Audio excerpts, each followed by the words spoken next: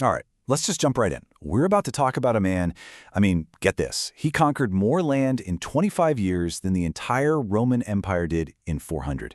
400 years!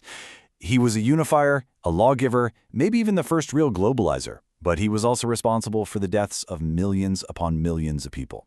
So today, we're going to try and unravel the story of one of the most impactful and, let's be honest, one of the most controversial figures in all of human history, Genghis Khan. And this really gets to the heart of the contradiction, doesn't it? On one side, you've got the destroyer of worlds. We're talking about an estimated 40 million deaths. Just try to wrap your head around that number. That was possibly 10% of the entire world's population back then. Entire cities gone. On the flip side, you have the connector of worlds. This is the guy who created the largest land empire ever, who established religious freedom and who secured the Silk Road, creating something called the Pax Mongolica, the Mongol peace. Suddenly, you could travel from Europe to China in relative safety, something that was absolutely unthinkable before. So, who was the real Genghis Khan? That's the question, right? Is he the savage warlord who built his empire on a literal mountain of skulls? Or was he a visionary who, brutally but effectively, dragged the world into a new age of connection? To even start to figure that out, we have to go back, way back. Because to really get a handle on the man who conquered the world, you first have to understand the boy he was, a kid named Temujin, and the absolutely brutal world that made him. So somewhere around the year 1162, this boy, Temujin, is born into a world that is just constant, savage warfare. The Mongolian steppe was a chaotic mess of warring tribes, all fighting for survival. And the story goes, and it's a heck of a story, that he was born clutching a blood clot in his fist. For the shamans, this was a clear sign, an omen, that he was destined to be a great warrior. Little did they know, right? They had no idea what was coming. And his childhood, wow. It wasn't just hard, it was an absolute nightmare, a relentless series of traumas. When he's about 9 years old, his dad gets poisoned. Then, his own clan just abandons him, his mom and his siblings, just leaves them to starve out on the open steppe. Things get so desperate that he ends up killing his own half-brother over a scrap of food. Then he gets captured, enslaved by a rival clan, forced to wear this heavy wooden collar. And finally, when it seems like things might be turning around, his new wife, Berthe, is kidnapped. Betrayal, violence, survival, these weren't just concepts to him, they were his entire world. He later said, "We had no friends but our own shadows." That just says everything, doesn't it? That kind of profound isolation teaches you some hard lessons fast. The biggest one, you can't rely on old clan loyalties or even family ties. The only thing that matters is loyalty. Pure, simple, and absolute. And that idea would become the very foundation of his future empire. Okay, so from that absolute rock bottom, Temujin doesn't just crawl out. He comes out fighting. And what starts as a personal mission for survival and, a little bit of revenge, it starts to grow into something way, way bigger. An ambition to unite every single warring tribe on the steppe. And so begins this long, deadly game of politics and war. He makes alliances, he breaks alliances, he wins key battles, and by the year 1206, he's done what everyone thought was impossible. He's united the Mongols. So they hold this massive council, a Kurultai, and they give him a new name, Genghis Khan.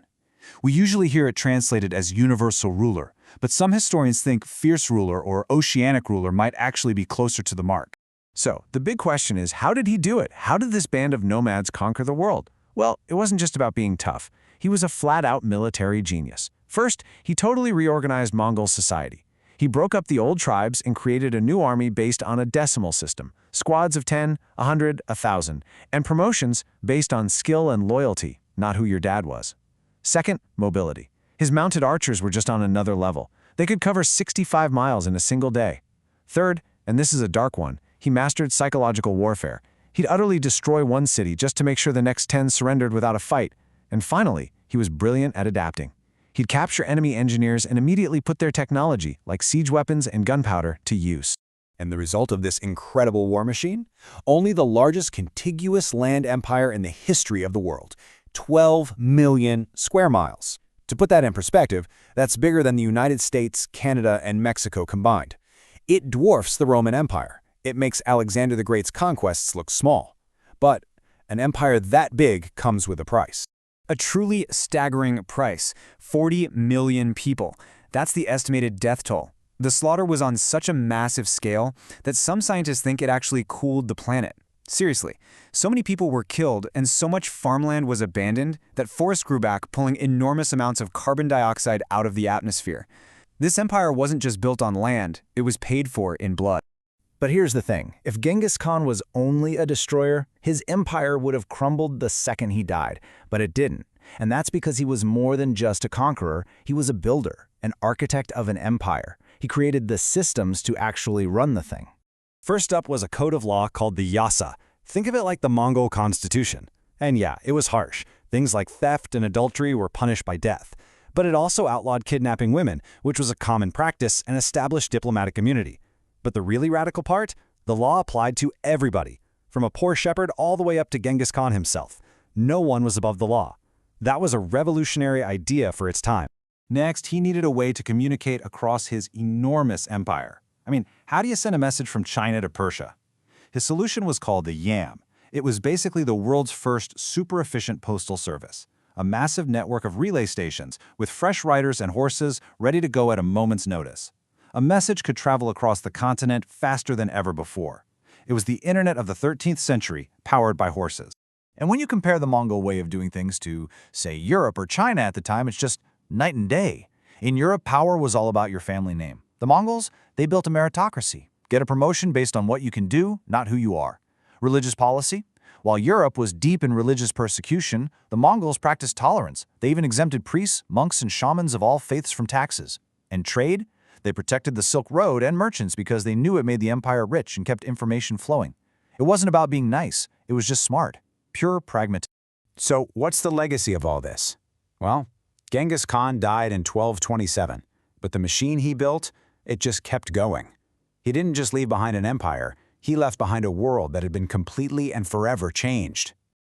Legend has it that his last words to his sons were something like this: "I have conquered a large empire for you, but my life was too short to conquer the whole world. I leave that to you." Think about that. Even at the very end, his ambition was just boundless. He truly believed it was his destiny, a mandate from the sky god Tengri to conquer everything. And his legacy today is just as complicated as he was. I mean, look at this. In Mongolia, he's the national hero, the founding father. His face is literally on their money. But in a lot of the West, the image is still of the brutal, barbarian conqueror. Elsewhere in Asia, it's complicated. And among historians, you see a growing view of him as this powerful, early force for globalization. He's a hero, a villain, and a historical game changer all at once. All right, so let's try to wrap this up. 5 key things to remember about Genghis Khan. 1, he came from nothing, an outcast who clawed his way to the top. 2, a military genius, plain and simple. He totally changed the rules of war. 3, he was a brilliant administrator. He knew how to build systems to run an empire. 4, you can make a strong case that he was the world's first great globalizer, connecting East and West. And 5, and this is the big one, he is the ultimate brutal contradiction, a unifier who built his world on the bones of millions, forcing us to ask really tough questions about progress and its price. Which brings us to the final, and maybe the most important question of all. Can a single person's legacy be both civilizing and catastrophic? Can you connect the world by destroying huge parts of it? That's the paradox of Genghis Khan, and it's a question we're still wrestling with almost 800 years later.